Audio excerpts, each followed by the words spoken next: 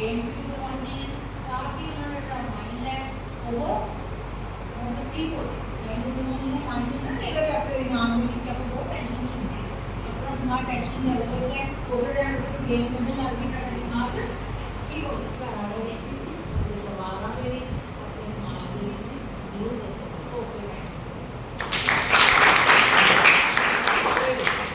आज का कोई कंपटीशन होते ही अहम सीगा डर भी पैदा किया, जोश भी पैदा किया, ज्ञान भी पैदा किया, है ना। ये थोड़े मैडम की ग्रेटनेस है मैडम प्रिंसिपल मैडम मेरी मैंने 40-42 हो गए स्कूलों के कॉलेज के यूनिवर्सिटी तक देगा है, लेकिन जिन्ना इंटरेस्ट इन्होंने थोड़े वेलफेयर का है और किसी प्रिंसिपल नहीं है ना। मैं इन्होंने दसा जी असं भाई के निगेरी दिवस मनाना है, ये कहते जी साढ़े स्कूल को शुरू करो जो मर्जी कराओ साढ़े बच्चों को फायदा।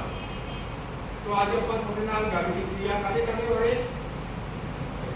भाई कन्हैया जी बारे और फर्स्ट एड बारे CPR बारे बारे फायर सेफ्टी बारे है ना, कुछ इंपॉर्टेंट नंबर बारे जेडे शायद तुमको पहला नहीं पता सी NDRF बारे है ना। तो ये गल्लां तुहानूं एजुकेशन के विच अगे लैके जाणगे। बड़े बच्चे करोड़पति कौन बनेगा देखते हैं है ना। तो वो कई बार एक बार मैंने फोन आया था किसी का ये रेड क्रॉस कितों शुरू हुई है ना, तो पता होगा तो उन्हें अप्रोच करते हैं। तो अज असीं कोशिश की है कि बच्चे दसे जान पूछे जान जी थोड़ी नॉलेज बढ़ान। असीं गिद्धा गावां पियां बनान नचन टप्पन के विश्वास नहीं करते, वो बहुत देर का एंटरटेनमेंट होंगे उस सुबह भूल जाते हैं। पर यह जो थोड़ा अज का कंपीटिशन है तुम सारी जिंदगी याद रखे है ना। सबके दर्शन हुए हैं 31,000 बंद का खूनदान कराना कितना बड़ी महान गल है ना। फिर खून अपने घर नहीं लैके जाना, हॉस्पिटल में दे दो, आपका खाली हाथ जानिया खाली हाथ आ फिर लोगों की शिकायत भी इन्होंने आदि प्रदीप भी असं खूनदान किया सर ने उत्थे जाके कहा सानू खून नहीं मिले, ये भी एक समस्या है। साढ़े पटियाले के 260-62 बच्चे हैं जिन्होंने थैलेसीमिया की बीमारी है, जिन्होंने हर 15 दिन बाद खून चढ़ना, हर 15 दिन बाद चढ़ना ही चढ़ना है। माँ बाप हॉस्पिटल लेके जाएंगे, बच्चे को खून चढ़ गया 15 दिन और जीवा रहेगा, ये ना खून चढ़िया तो 15-20 दिन बाद कर वो भी एक सोचते हैं घर बैठे यार अगली बार कैंप लाना है जो होंगे तो 3-4 महीनों बाद होगा, नवे बंदे कितों करिए है ना। जिसको 5 रुपये मंगोगे वो भी नहीं दिता, तो बंदा जाऊगा इंदिरा हॉस्पिटल जाके अपना स्कूटर खड़ा करूँगा, 10-20 रुपये पार्किंग दे दूँगा, फिर इन्हों को जाऊँगा अपना खून कढ़ाऊगा, ऐसा 2 बोतल निकल है ना। फिर एक केला ज़्यादा काम के अपने काम से जाओ, ठीक है। तो बेटा अच्छा काम करने नाल दुनिया में अपना आमदनी होती है, परमात्मा की बख्शिश होती है। बड़े नशा पर करते हैं बहुत वधिया। मैं देखा इन्हों को एक 10 साल का लड़का आया, 10 साल का लड़का नशे करता 5वीं में पढ़ता सीगा, ये भी बड़ा देख के दुख होता है कितने जा रहे हैं। परमात्मा ने कितना अच्छा शरीर दिता है ना। NSS कैंपों के असं करते जो NSS कैंप है ना, बच्चों की एक बाह बन होंगे पिछे तो एक बाह वाले काम करना, फिर शाम तक बच्चे पूछते सी कैसा लगे, कहते जी बाह तो बिना का लगता जिम्मे असी मरे हुए हैं, भाई जिन्हों के बाहवा नहीं है बेचारे अखा से पट्टी बन होंगे सी, फिर हम तुम बेटा बिना पट्टी बोले 2 घंटे काम करना, पता नहीं कितने कितने गिरते सी, कभी अखा बंद के काम करते थे, जिन्हों के अखा नहीं है पट्टी है ना, आप उन्होंने तो अखा दे सकते हैं। पता भाई जो बंदा मर जाए 6 घंटे तक वो अखा बिल्कुल ठीक रहनी, फोन करो टीम आ जाएगी, डॉक्टर 10-12 मिनट अखा कट के लै जाएंगे, बंदे ने तुम आप संस्कार कर देते हैं, वो अखा किसी अन्य को लग जाए है जी। उनका 2 नूं एक अख लगती है, ਹੁਣ ਤਾਂ ਸਰਕਾਰ ਨੇ ਰੋਟਰੀ ਕਲੱਬ ਨੇ ਅੰਗਦਾਨ ਕਰਨ ਬਾਰੇ ਵੀ ਰੱਖਿਆ। ठीक है, बढ़िया लेडीज हैं, लड़कियां हैं, मैं देखा अपनी किडनी अपने पापा ने देखी अपने और ये किडनी खराब होगी अपनी। ठीक है बेटे, तो जिंदगी जब तक जीना है कोई अच्छा काम करें। ये सारे गुण थोड़े प्रिंसिपल दे। ठीक है, तो मैं मैडम को धन्यवाद भी करना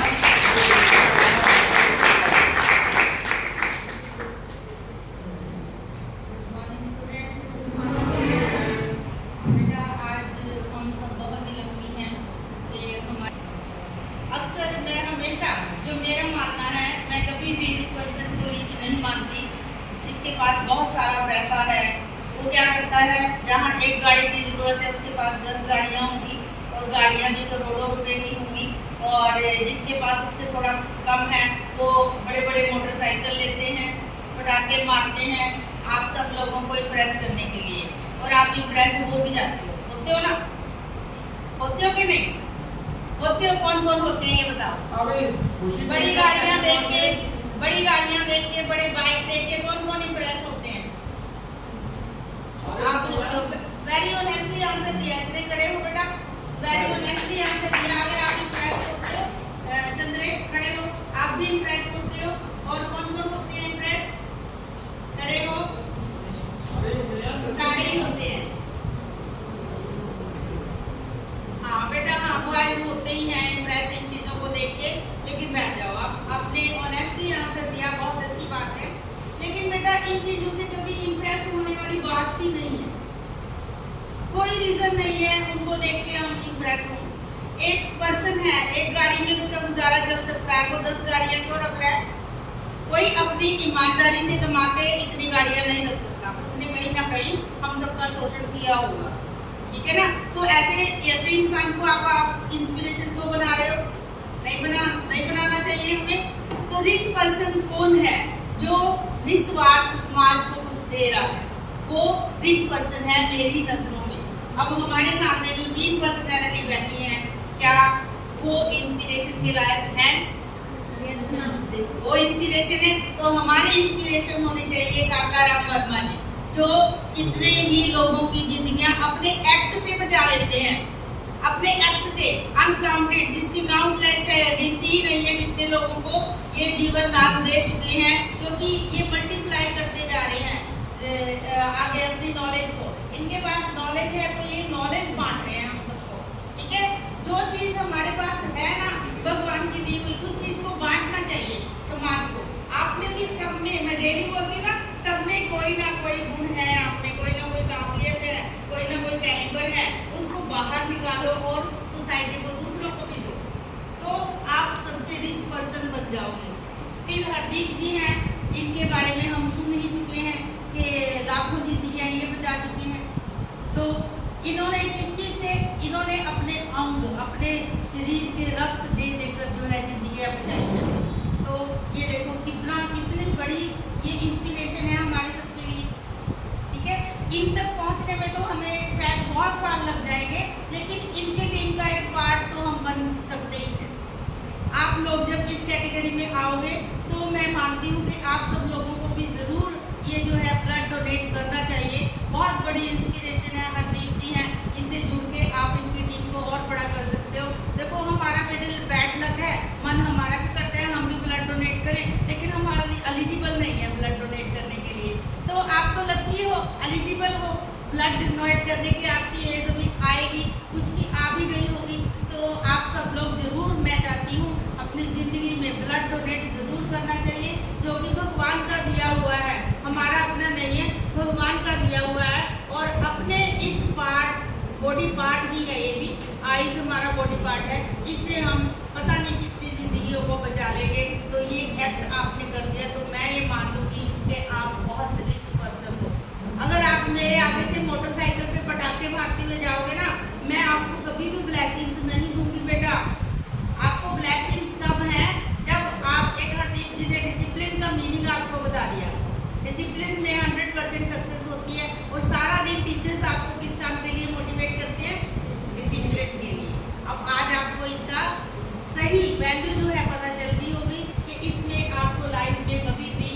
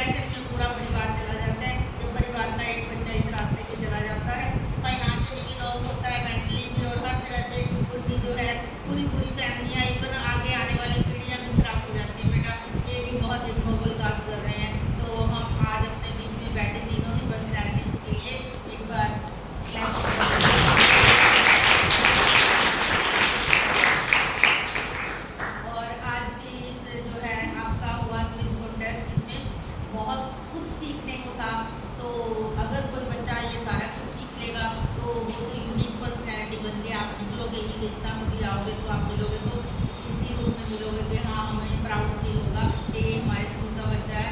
लेकिन मिनिमम कम से कम 3 चीज़ें जरूर आज जो है और लेके जाओ, जो चीज़ें सीखी हैं उसमें से 3 चीज़ों को हम अडोप्ट कर लें, क्योंकि सारी एकदम से करनी मुश्किल होती है ना। एक एक दो दो 3 चीज़ें अडोप्ट करो और उनको कभी लाइफ में छोड़ो ना। एक बार हमारी लाइफ का पार्ट बन गई तो उसको कैरी ऑन करते जाओ, बल्कि दूसरों को भी उसमें जोड़ते जाओ। आपकी यही रिचनेस है, ठीक है। पैसा तो होता है हमें जिंदा रहने के लिए, जीवन जीने के लिए होता है ना। अगर हमें एक गाड़ी मिल गई तो सफिशिएंट है, हमने 10 का क्या करना है, ठीक है ना।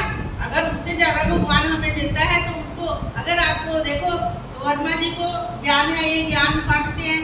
हरदीप जी जो है अपना खून दान करते हैं, करवाते हैं लोगों से भी, और हमें जीने के लिए ऑक्सीजन की जरूरत होती है, उसके लिए हरियाली से जुड़े हैं। तो अगर आपके पास पैसा आ जाता है तो उस पैसे को बांटना शुरू करो।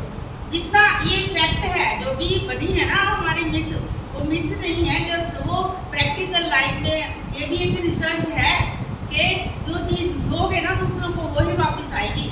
अगर 10 रुपये आप किसी को दोगे तो मल्टीप्लाई हो गए वापस आपके पास आ जाने। वो चीज़, जो चीज़ आप बांटनी शुरू कर दो ना, वो बढ़ती चली जाती है, ठीक है। इस चीज़ को याद रखना आपने। और मैं सभी आप सबको ये लिए ये प्रे करती हूँ कि प्रैक्टिकल एटलीस्ट जितने बच्चे यहाँ पर बैठे हैं, आप में से कभी भी किसी टीचर को ये ज़रूरत ना पड़े कहने की कि बच्चे आप डिसिप्लिन से दूर जा रहे हो, बेटे आप ये काम गलत कर रहे हो।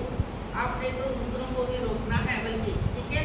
और मैं हमारे बीच में आए जो हमारे मेहमान भी हैं, इस फंक्शन के ऑर्गेनाइजर भी हैं, सब कुछ है, अपने आप रेडीमेड सब कुछ करके हमें दे देते हैं और क्रेडिट हमें ही दे देते हैं। तो इन सबका बहुत बहुत थैंक्स करती हूँ।